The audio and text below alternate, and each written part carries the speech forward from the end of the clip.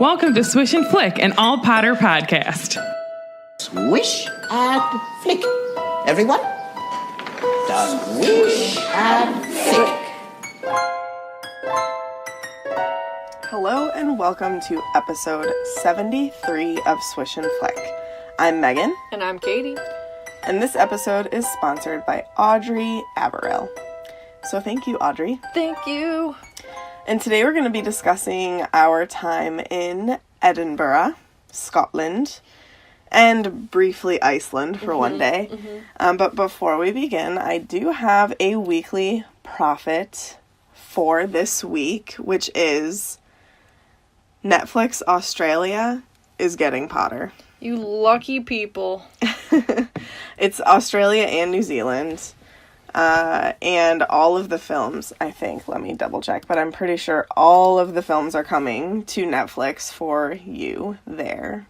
Lucky Aussies. I don't even know, why I care so much, but, gosh, the convenience of it would just be amazing. It's so, so lazy of us, but it's totally true, you know?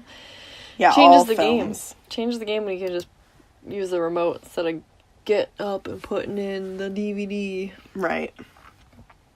All right. So. Wait, what time is it? It's time for the recap. So last time, Megan and I discussed how to plan a trip like this. So we went over, everything from rental cars to hotels to booking your tickets in advance to things that we think you should purchase, that we purchased, that really helped us out, and, your absolute necessities. Yeah. Mm-hmm.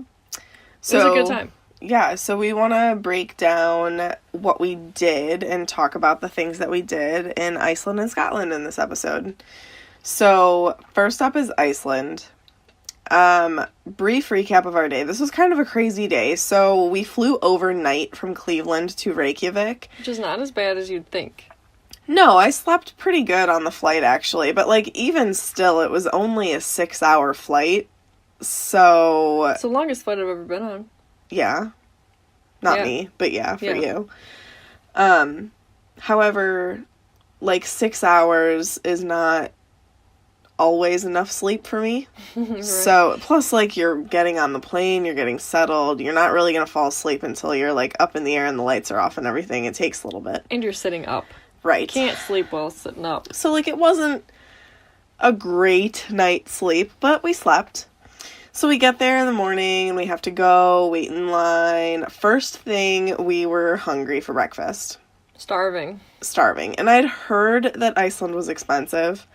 So I was you hear that, right? Oh, we'll go to Dunkin' Donuts. There's a Dunkin' Donuts in the airport. I realized there were probably people yelling at us, oh my god, why would you pick Dunkin' Donuts of all places? Listen, guys, it was convenient. And quick. And they had donuts with the Iceland flag on them, and they looked good, so why not? So we just... first touristy purchase. Yeah, so we both got Iceland donuts and coffee. They were delicious. The donuts were so good. They were, way fresher than the ones that we have here. They were good. But they were $20. $20 for 2 donuts and 2 coffees. Yeah, 2 donuts, 2 coffees, $20. I don't know. It seemed a little bit outrageous. It should have been, $12 in my opinion, but... Max. What do I know? So then we're eating, we're waiting in line to get our rental car. It takes forever, always, to get a rental car. So we get there, we take pictures of it, and then we're driving around and there's a light beeping and, flashing at me. And I'm like, what the heck? You've got to be kidding me. Mm-hmm. Took forever to go back in there, talk to the guy. We find out that is the last automatic car on the lot, so they have to fix it. So I figure out where to go. Well, wait. We thought that it was low tire pressure. Yeah. Because a little light came on. I don't want to take it from you. Oh, no. Go ahead. Oh, okay. A little light came on, and it was, beeping every, 5 seconds. And we're like, oh, man, because it's really cold up there. So we're like, that happens at home. It gets cold, and instantly your tire pressure drops. So Meg went inside. Probably took her, a half hour to wait in line again, and then she finally came back out, and she's like, oh, we gotta go to this maintenance place. So we drive and try to find this little maintenance place. Took forever. Took forever. We finally do after we asked for directions again. And there's a guy who looks like, not grumpy, but like he's just doing his job. He comes out with like the little air pump tube in his hand, and he's all ready to do what he has to do. And Meg rolls down the window, and she's like, yeah, I think my tire pressure's low. Like, this is the symbol that came out, and that's tire pressure, right? And he looks and he goes, no. That's the emergency brake. We don't deal, really, with emergency brakes. I've always had an automatic car. I've never had a reason to use the emergency brake. Right, you put it in park, it's in park. It's all good. So it made him crack a smile and laugh. It made us laugh. We're like, okay, thanks, bye. We were super embarrassed. But yeah. Oh my gosh. It was a good time. So we went straight from the airport to the Blue Lagoon. Mm-hmm. So we get there. It is an awesome experience. Highly recommend. Yeah, so we go, we check in, we get robes and flip-flops and this little wristband that's kind of like a magic band for our Disney people.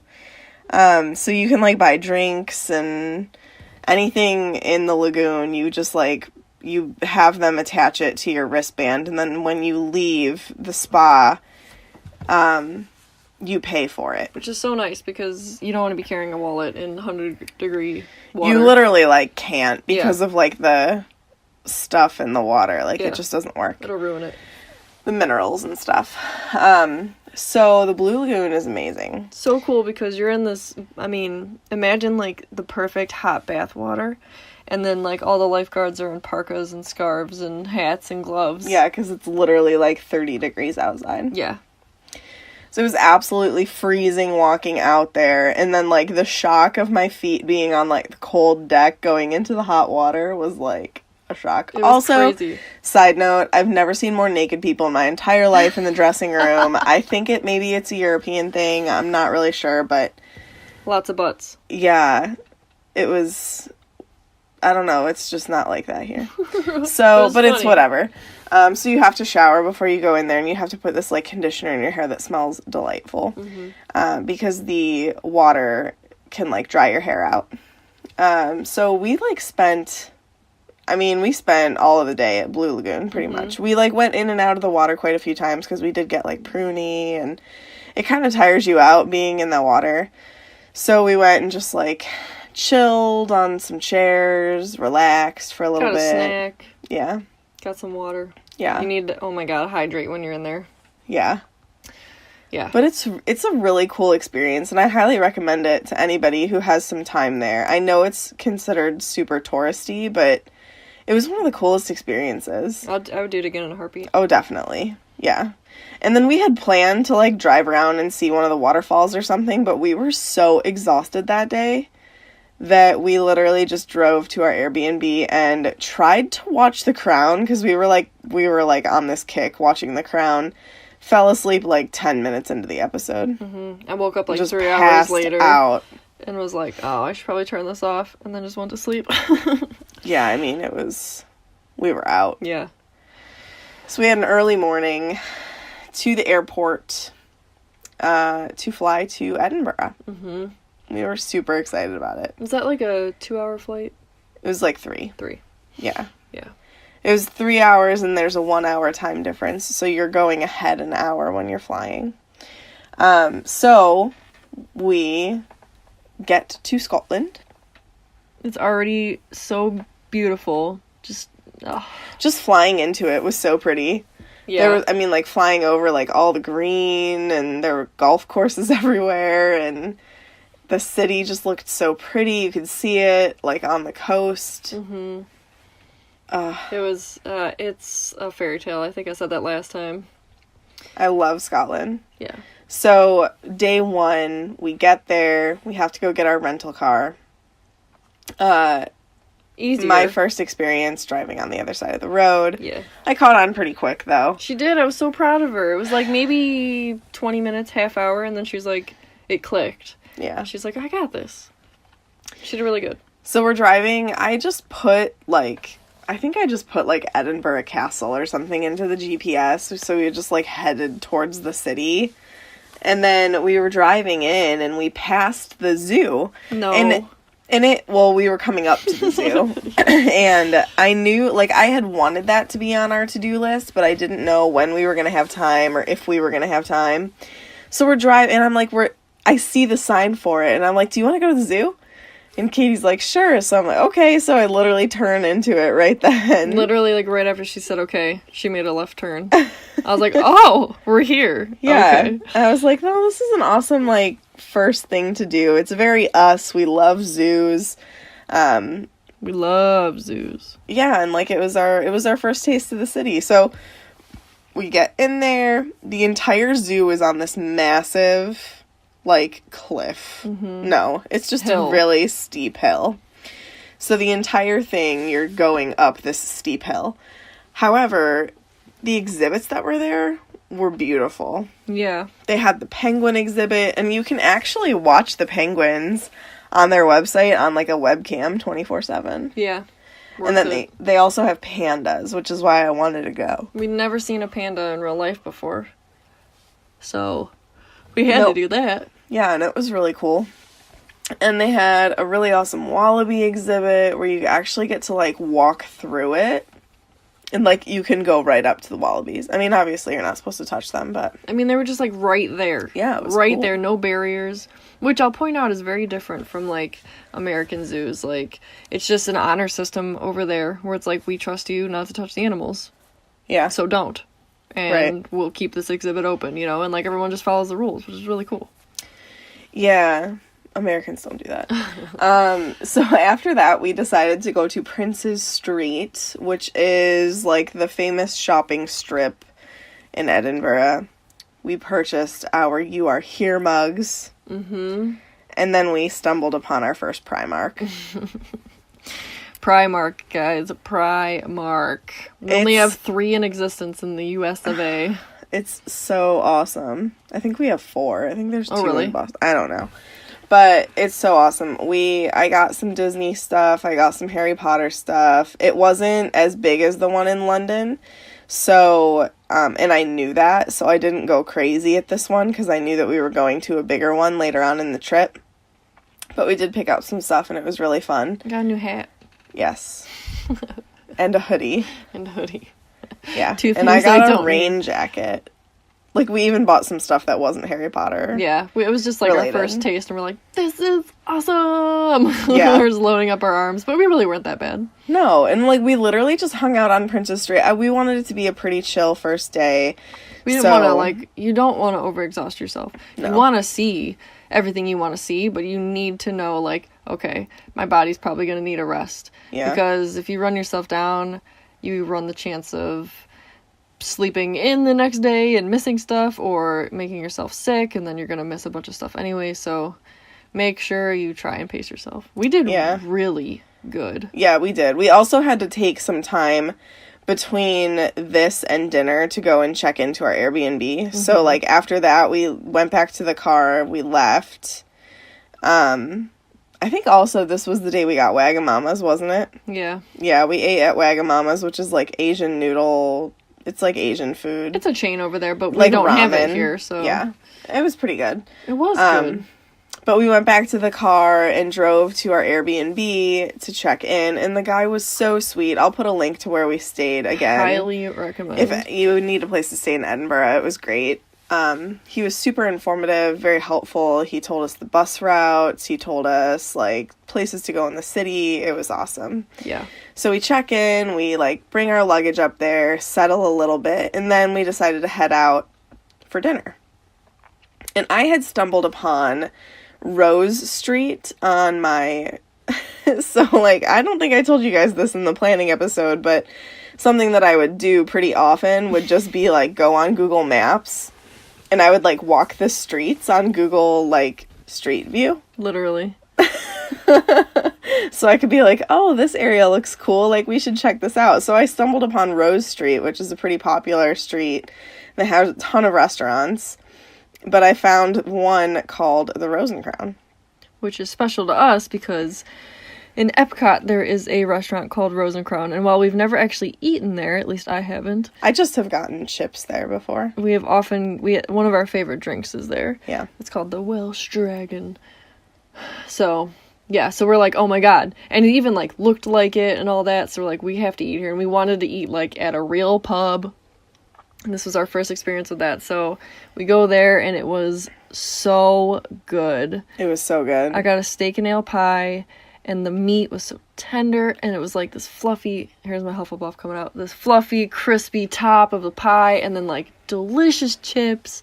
Meg got us this cider that was so good. That is actually, like, Scotland specific. Is it Thistly? Thistly Cross That's right. cider. So good. We got strawberry and regular. They had different flavors. And Meg got mac and cheese, of course, but it was exemplary. It was very good. Mm-hmm.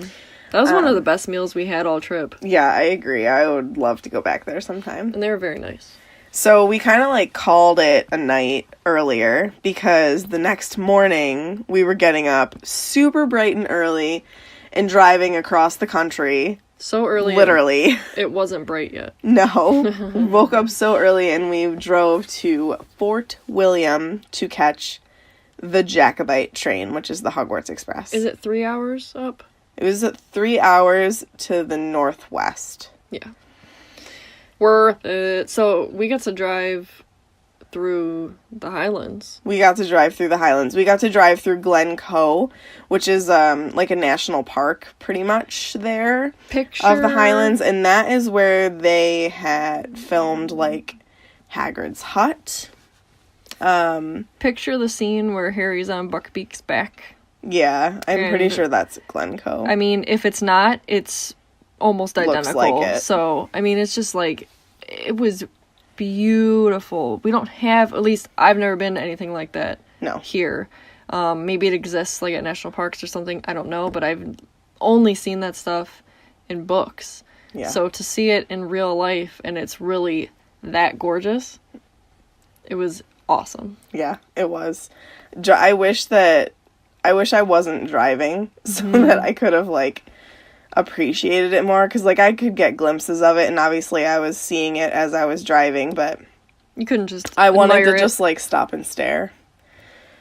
But the cool thing while you're driving through the Highlands is they have a ton of spots that are like purposely for you to pull off because they know people want to take pictures. So this one we just pulled off because there was a pretty tall hill, but like we walked maybe like 10 feet and there was like a hill really close to us, like a little mountainy hill, and it just stopped, and all of a sudden, I don't know how we didn't hear it, there was this gorgeous waterfall And like a bridge over it. And we're like, and people put locks on it. Photo op. Yeah. It was so cool. It was amazing. So I would highly recommend like just driving through the Highlands. Yeah. I want to go back like literally just to drive through them. We want to do like a drive until you can't drive anymore, stop and get dinner, spend the night somewhere. Yes. Drive and drive and drive, do the same thing again just to see it all. Yeah. That would be great. Yeah. But anyway, the reason we were driving through the Highlands was to get to the Jacobite. Which is the Hogwarts Express. Yes, and it takes you on the actual pathway that they used to film the train going, quote, to Hogwarts. So you get to go on the Glenfinnan Viaduct, you get to see the island where Dumbledore is buried. Basically just like quite a few shots of the train like going through the hills. It's on this journey. When you think of Hogwarts, or the Hogwarts Express going to Hogwarts, and you picture that big stone archway, that's it. Yep. Yeah. Yeah. And it is worth every penny. Honestly, it wasn't that bad. I want to say it was like £70 each to be in the Harry Potter compartments, which is considered first class. So you don't have to go in those compartments. You can buy tickets much cheaper, like maybe £40, I think. But we got tea both ways and a small snack. I don't think other people did. No, yeah, it was just first class. Yeah. So, yeah, definitely worth it. And then, like, when you do that, you're also guaranteed to be among other Potter fans. Yeah. Like, you might have them in the other coaches, but, like, some people might really just be taking this to Mallaig. I don't know. So we were surrounded by we met some people, which we'll talk a little bit later about, but yeah, it was, I mean, it looks like it, you're on it, and you just feel it, and then you're driving past, like, even more beautiful scenery, and it was amazing. And then when they go over the Glenfinnan, and please Google that if you haven't, because you'll get some stunning photos, they go very slow, and then, so the train only goes twice in the winter, there and back, and there's just mass amounts of people underneath, hundreds, just waiting for that train to come so they could snap that money shot, you know. But which was super cool. Like, we were waving at them because you're moving so slow that it's okay if you like peek your head out the window. Yeah, be careful. But yeah, that was definitely a thrill and a highlight of the whole trip. Yeah, I mean, it was amazing. And the food in Mallaig, we got lunch up in Mallaig. That was pretty good. We went to a place that was called the Tea Garden. And then they also have a Harry Potter shop called Haggard Alley.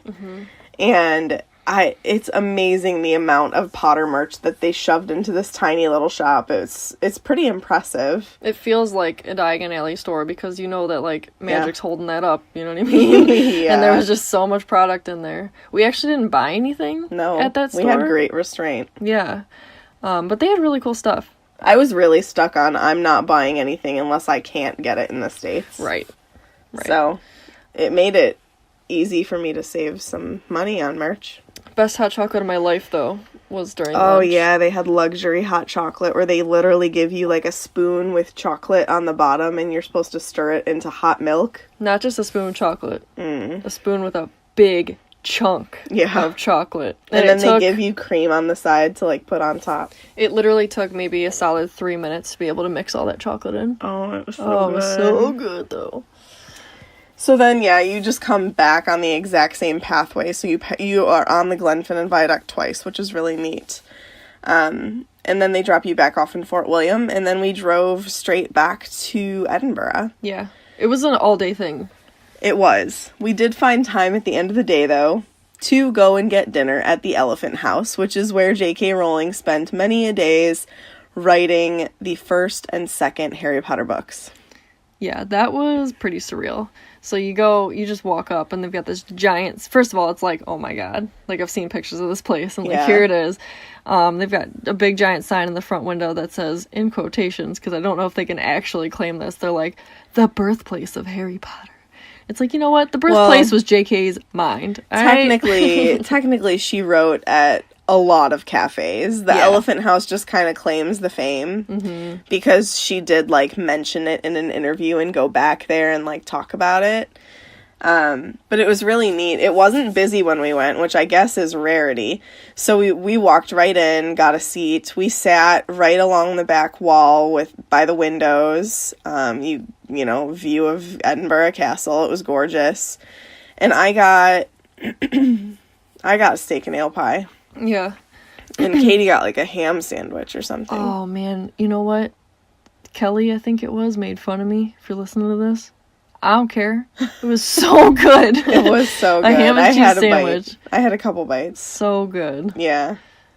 My steak and ale pie was good, but it was not as good as the Rose and Crown one. Yeah, and they had really fun drinks. The food was kind of mediocre, but yeah, they had good drinks there. Like, really fun coffee drinks. They had fun Potter-themed coffee / alcohol drinks. Like, mine was something with Luna Lovegood. But it was really good. It was cute. No, you had Fleur. Oh, that's right. It was Fleur. Yeah. And it's like a thing to sign your name in the bathroom. Every inch is covered. It was hard to find someplace. And we had to buy a pen there, too, because we didn't bring anything. I know. I was so stupid. So make sure that you bring, like, a nice Sharpie. Bring a Sharpie. Because I feel like ours is probably lost already. You just have to go back. Definitely. But it was really fun. I highly recommend going.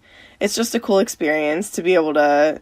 And we even, like, took pictures in that back corner spot where she, like, did the interview saying that she would write here. Mm-hmm. So it was really neat. And they have pictures of her all over the place, and they've got articles about it all over the walls, and there's literally elephants everywhere. Yeah. So the next morning, I had found that on Saturdays, the Edinburgh Farmers Market takes place. We love local things. Yes. Like in our own place. So we're like, oh man. Yeah. We have to get a taste of local Edinburgh. Yeah, so. and I'm like, even if we're only here for like 10 minutes, I just want to check it out. So we went in, we got there early actually, so like they were still setting up, but oh my gosh, if I lived there, I would go shopping there for vegetables all the time because there were so many fresh looking vegetables and the meat looked so fresh. There were quite a few places that were selling like different pies. We got a mutton pie and tried mutton. It was pretty good. It's okay. The pastry crust was so good on that though. Yeah. It was so good. Yeah. And then we also got some coffee. That was really good coffee. Yeah, the coffee was so good. Yeah. It was delicious. It was like real coffee. Yeah. But I feel like, did we get like a honey stick or something? I don't remember what else we bought. It was smaller than we thought it was going to be. It was smaller, so we didn't spend a lot of time there. Yeah, like we thought we were going to be there way longer, but there wasn't a lot of stands. It was really cute. But yeah, after that, what do we do after the farmer's market? We drove to Alnwick. We drove to Alnwick Castle, that's right. I think we got something to eat. So, besides the mutton there, maybe. Yeah, or we stopped somewhere. Yeah. I can't remember. But anyway. No, we got scones. We got the bread. Yeah, we got scones. There was another place that had all the bread and scones and everything. We were going to leave way earlier, but they were still setting up, and we were like, we have to have those scones. Yeah, they look so good. So we went and grabbed those, and then we ate those on the drive to Alnwick. Right. That's right. So Alnwick is actually in England. However, it's much closer to Edinburgh than it is to London. So it's only a 2-hour drive from Edinburgh. It's in the very northern part of England. It's beautiful. So if anybody doesn't know, Alnwick Castle is where they filmed they filmed both Sorcerer's Stone and Chamber of Secrets at Alnwick. In Sorcerer's Stone, the scene where they are doing their flying lesson is filmed there. Also, when Ron and Harry and Seamus are walking, like, out of Charms class, and Ron is, like, complaining about Hermione, that shot, we got to be in that little courtyard. Mm-hmm. Also, Hagrid drags the Christmas tree across the lawn at Alnwick Castle. And in Chamber of Secrets, whenever they land the flying car, Hagrid's hut was right next to Alnwick Castle. That little courtyard there was also there. Yes. So, first of all, do this. It's an absolute must for your Potter fan. It was one of my favorite things that we did. I mean, I'm probably going to say that a lot, but, like, it was definitely a highlight of the trip.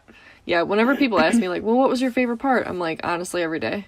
I can't pick. I'm like, the Jacobite, Alnwick, the studio tour. And this, yeah. The Muggle walking tour. I don't know, all of it. It was just so good. But Alnwick, the cool thing with Alnwick, so you want to get there earlier in the day because they offer these, like, tours within the castle. Yes.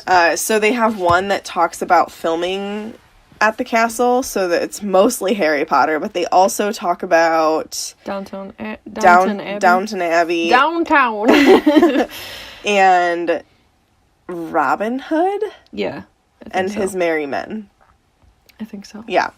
So quite a few movies are filmed there, but it was really neat because they told us all these like cute little behind the scenes stories about the Potter films.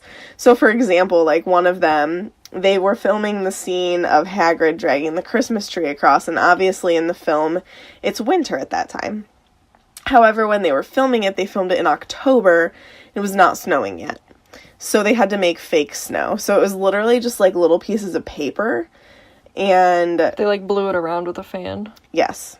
However, there is a branch or division of University of St. Paul, Minneapolis. Mm-hmm. I think so. And they have dorms there, and a bunch of the students had left their windows open, and all of this snow had gotten into their dorm rooms. And it was so funny. The lady was like, if they had known how popular this film was going to be, maybe they would have kept those snow pieces, but I'm sure they just threw them all away. But they found snow in their dorms like 6 months later. And apparently, I think it took 2 to 3 months to clean up the grounds because the paper just turned to mush. Yeah. So imagine trying to clean up. I mean, you know how much snow is in that scene? Right. Imagine trying to clean up all that paper. Whew. Yeah. I guess it was a nightmare for them. But it looks good. Yeah. And then also, so after that tour, they also offer a flying lesson. Guys, this is hilarious. It was the best. It was so fun. Like, they play it up to make it so fun. It doesn't matter if you're 3, it doesn't matter if you're 80, they'll take you on, they'll teach you how to fly.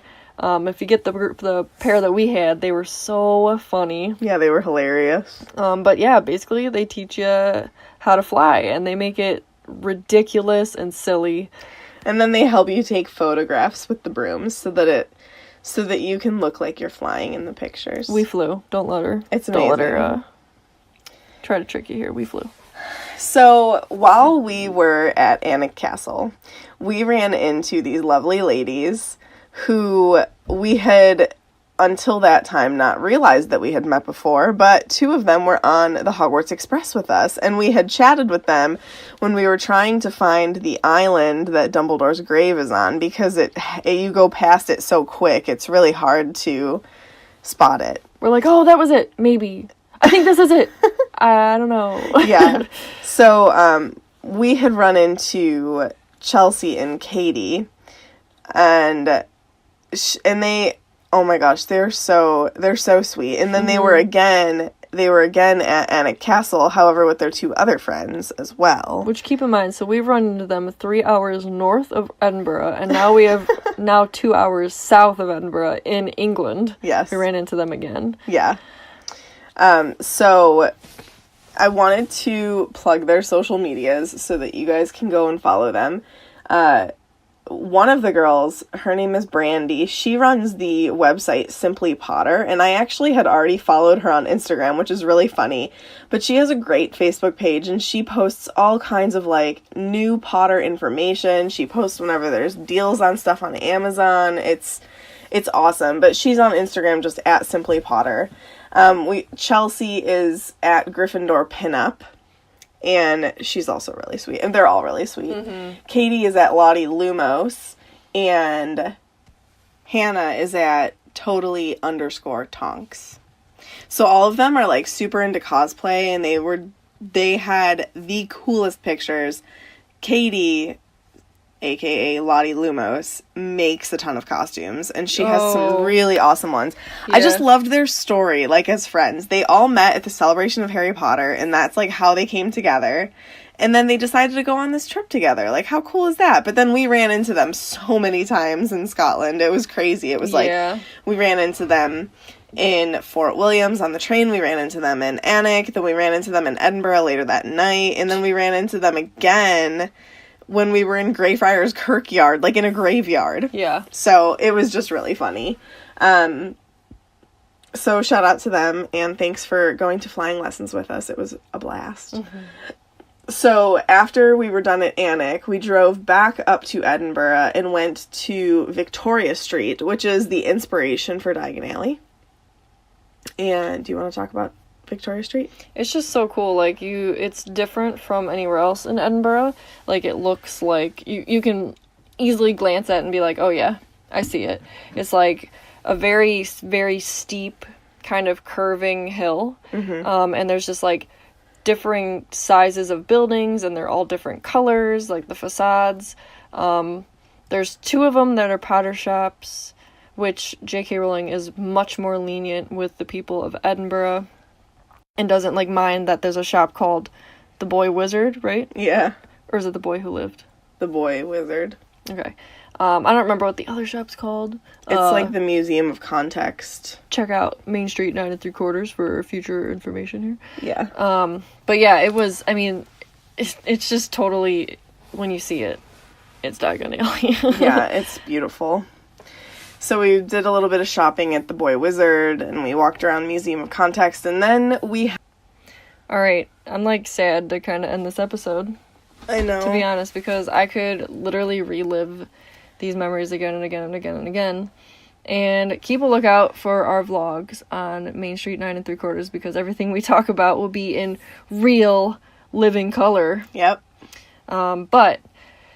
still gonna do a fan story. Yes. And this one is perfectly fit for this episode because it is from our dear friend Shona, who met up with us in Yes, Edinburgh. in Scotland. So here is her story. She says, hello, hello, hello. From Scotland, Megan and Katie, please come back. Yeah. We will. Yeah. This is long overdue, but for so many months, I just didn't have the words to do justice to how much Harry Potter truly means to me. I'm a very proud Gryffindor. My Ilvermorny house is Horned Serpent, although I don't know too much about this. My Patronus is a Chow Dog, and my wand is maple wood with a unicorn hair, 11.5 inches in length, with rigid flexibility. When the first book came out, I was just 2 years old, baby, and far too young to read it. My brother is about 4 years older than me and began reading them, and by the time Goblet of Fire was released, he was buying them as they came out. My brother's love of Harry Potter was what opened the Wizarding World to me. He wanted to go and see the movies when they came out, and I went with the family. I was just 6 years old when The Philosopher's Stone was released in the cinema, but I remember going to see it, and from then on, I was adamant I would see all the other movies. I didn't read the books until all the movies were released. I had tried, but either I was too young or I was clouded by the movies and couldn't imagine things how I really wanted to. That's a good point. Yeah. Fast forward to now, and I have read the books countless times and have numerous copies of each of them, which with each year my love for Harry Potter and the Wizarding World intensifies, and my collection of Potter merchandise keeps growing, much to the dismay of my bank account. Me too, Shona. I think we can all agree. Like so many others, Potter has got me through some difficult times in my life. It has been a constant comfort during whatever stressful, anxiety-provoking, or sad time I'm going through. It really is true that Hogwarts will always be there to welcome you home. My most recent reread was during my final honors year of university. There was something so comforting in the pages during such a stressful time, and it paid off when I was awarded a first-class honors degree. Congratulations! Congrats. My boyfriend and absolute rock, Ian, who, shout out, dealt with us at He the also meetup, came and hung out. wasn't always such a fan of Harry Potter, but he is getting more and more into it because of my influence. Good job. I can't wait for us to have kids of our own to introduce this magical world to. Similarly, I'm currently training to become a teacher and can't wait to share my love of Potter and introduce so many of the next generation into the wonderful Wizarding world. 19 years later. Discovering this podcast has truly been a blessing in my life. I've met so many kind and like-minded people that constantly reassure me it is completely acceptable to be obsessed with Harry Potter as an adult. I consider you all as friends, and I can't thank Megan and Katie enough for taking time out of their vacation in Scotland to have such a wonderful evening. Aww. It really was a wonderful evening. It was. Thank you so much for producing such an incredible podcast, having a wonderful Facebook group full of people with beautiful hearts, and thank you also for reading out my Potter story. Sending so much love, and remember, don't let the muggles get you down. Thank you so much, Shona. Yeah, Shona. And first of all, thank you. You're awesome. And I love that we got to pull this for this episode. Yeah. And second, I just want to say, people thank us for the community. We didn't do that. You guys did that. And it blows us away every single day. So thank Shona, thank all of you, because you're all freaking awesome. Yeah. And we love you all so much. And I cannot wait to come back to Scotland because we will totally hang out again. Oh, for sure. We'll have to find another pizza shop, maybe. One without a scary bathroom. All right. Swish and Flick Podcast can be found on Facebook at Swish and Flick Podcast and on Twitter and Instagram at Swish Flick Cast. You can also subscribe to us on YouTube. You can also support us on Patreon at patreon.com/SwishFlickCast. That's where you can gain access to the Felix Files. We are currently in the midst of a McGonagall's character analysis. So, lastly, you can check out all of our information on SwishFlickCast.com along with some merchandise.